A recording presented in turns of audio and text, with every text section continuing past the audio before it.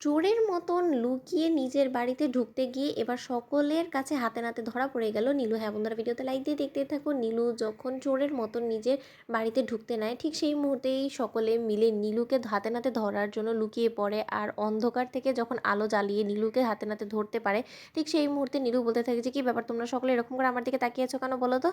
তোমাদের কি মনে হয় আমি কি কোনো চোর নাকি? তাহলে এরকম করছো কেন আমার সাথে? তখন এই কথা বলা মাত্র রাইয়ের দাদাভাই বলতে থাকে যে, মা, এবার নিশ্চয়ই তুমি আর আমাকে বলবে না যে তোমার কোনো সন্দেহ আছে যে তোমার মেয়ে কোনো অপকর্মের সাথে নিজেকে জড়িয়েছে কি না? কারণ দেখতেই তো পাচ্ছ যে রাত দুপুরে এরকম করে চোরের মতন ও কী করে ঘরে ঢুকছে, তাও আবার তোমার চোখে ফাঁকি দিয়ে, যেখানে কিনা তুমি ওর উপরে 24 ঘন্টা নজর রাখার জন্য তুমি ওর পাশে শুয়েছিলে। তুমি কোনো মতেই টের পেলে না যে তোমার মেয়ে তোমার চোখের সামনে থেকে এরকম করে চোরের মতন পালিয়ে গেল, আবার কোথাও একটা অপকর্ম ঘটিয়ে দেখো ওকে এখন আবার চোরের মতন বাড়িতে ঢুকেও পড়লো, কিন্তু কেউ ঘুণক্ষরও টের পেলো না। তাহলে নিশ্চয়ই বুঝতে পারছো যে কত বড় একটা অপরাধীতে পরিণত হয়েছে। তখন এই কথা বলা মাত্র নীলু বলতে থাকে যে, একদম দাদাভাই, মুখ সামনে কথা বলবি, আমার সাথে এরকম করে চ্যাটাং চ্যাটাং কথা বললে কিন্তু আমি মোটেও সহ্য করবো না। তখন রাইয়ের মা বলতে থাকে যে, হ্যাঁ রে পোড়ামুখী, তোর লজ্জা হয় না?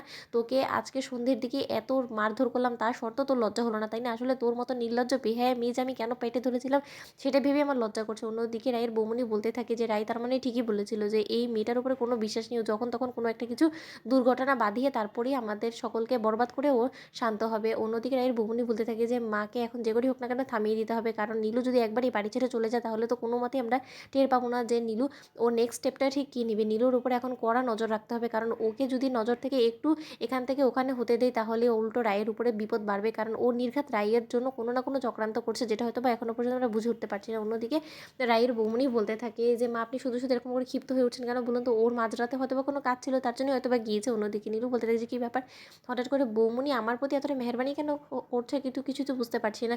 অন্যদিকে রাইয়ের মা নীলুকে প্রশ্ন করতে থাকে যে, কী এমন কাজ ছিল যে তোর মাঝরাতে এরকম করে চোরের মতন পালিয়ে কাজটা করতে হলো বলতো? তুই কি কোনো স্মাগলিং বা অন্য কোনো কিছুর সাথে নিজেকে জড়িয়ে ফেলেছিস? দেখ, এবার যদি তুই কোনো নোংরা অপকর্মের সাথে নিজেকে জড়িয়ে থাকিস তাহলে আর রক্ষে পাবি না। এবার তোকে আমি নিজ হাতে শাস্তি দিব। অন্যদিকে রায়ের দাদাভাই বলতে থাকে যে, মা, এবার অন্তত তোমার মেয়েকে জিজ্ঞেস করো ও যে ও কোথায় গিয়েছিল, নাকি আবার অন্য কোনো বড়লোক বাড়ির ছেলেকে ফাঁসিয়ে এখন ওই ছেলেকে কি করে ভুলিয়ে ফাসলিয়ে ও সংসারে ঢুকে পড়বে সেই ব্যবস্থা করছে তোমার মেয়ে। অন্যদিকে নীলু বলতে থাকে যে, একদম দাদাভাই, আমার সাথে এরকম করে কথা বলার তোকে অধিকারটা কে দিয়েছে বলতো? তার থেকে বড় কথা, আমি যদি অন্য কোনো বড়লোক বাড়ির ছেলেকে ফাঁসানোর চেষ্টা করি তাতে তোরই বা কী যায় আসে? কারণ আমি একজন অ্যাডাল্ট, আর আমার জীবন সম্পর্কে আমার সিদ্ধান্ত নেওয়ার যথেষ্ট পরিমাণে অধিকার আছে। আমি নিশ্চয়ই কোথায় যাবো না যাবো, রাত দুপুরে না সকালে না সন্ধ্যায়, আমি সেটা কৈফিয়ত তোদেরকে দিতে বাধ্য না, জাস্ট বিকজ আমি এ বাড়িতে থাকি বলে। তাই একদম আমাকে এসব প্রশ্ন করার সাহস করবি না। অন্যদিকে রাইয়ের মা বলতে থাকে যে, তুমি এ বাড়িতেই খাবে, এ বাড়িতেই পড়বে, আর তুমি এ বাড়িরই সর্বনাশ করবে, সেটা তো কোনো মতেই সহ্য করা যায় না নীলু। তোমার যদি এরকম অপকর্ম করে বেড়ানোরই হয় তাহলে বরঞ্চ তুমি নিজের ব্যবস্থা করে নাও, তুমি এ বাড়ি ছেড়ে চলে যাও। তো বন্ধুর ভিডিওটি ভালো লাগলে লাইক, কমেন্ট, শেয়ার করে সাবস্ক্রাইব করতে ভুলো না।